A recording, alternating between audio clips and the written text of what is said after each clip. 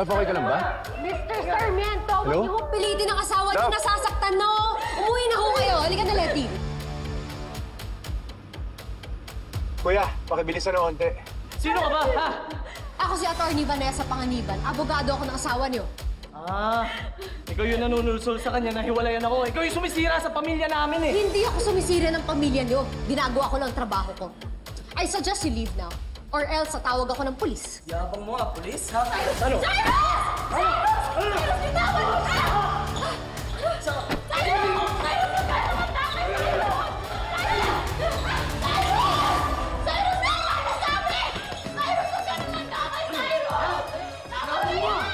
Ano? Huwag kang makialam! Wala nang ginawa ng babae ito kung sisirahin tayo! Ano? Ha? Bitaw mo yung asawa ko!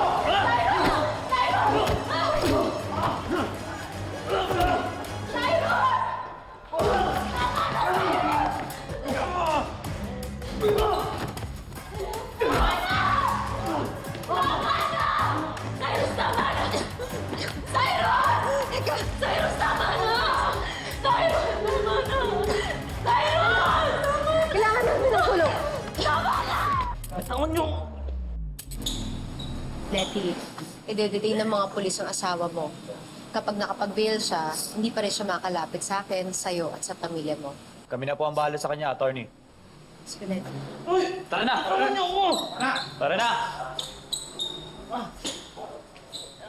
Love, okay ka lang ba? Nasaktan ka ba? Ikaw, okay ka lang? Okay lang ako. Buti na lang dumating ako agad, kundi kung ano na nagawa sa'yo ng lalaking yun. Teka, bakit ka pala umuwi agad? Sino kasama ni Mama? Si Dad. Natapos na daw kasi yung mga hearings niya, kaya pinakiusapan ko muna na siya na muna magbantay kay Mama. Ako kasi kailangan ko kasing umuwi eh. Kailangan ko yung prioritize yung family ko.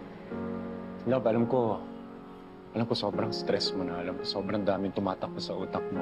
Pero sinasabi ko sa'yo, nagsasabi talaga ako ng totoo. Wala talaga nangyari sa amin ni Trixie, Love. Maniwala ka sa akin. Kaya nga ako dito umuwi para ayusin natin Ang to. mahalaga, nandito ka na, Marco.